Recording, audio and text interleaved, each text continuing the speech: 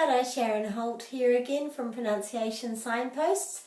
To celebrate Māori Language Week, let's try to pronounce the longest place name in New Zealand. This is an area near Porangahau in the Southern Hawke's Bay. So we start with putting a break after every vowel or vowel set.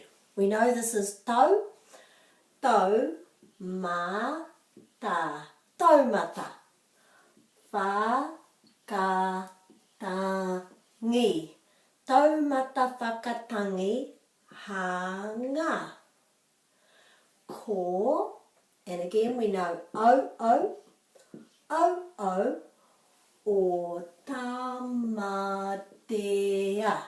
tamatea, tūripu, ka, piki maunga. Piki maunga, climb the mountain. Horonuku po kai, you know the word kai.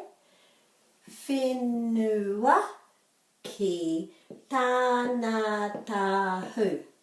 So you can try that as well. Taumata whakatangi hanga ko o tamatea tūripu ka piki maunga horonuku po kai whenua ki tānatahu. You did it! Congratulations! Ka kite!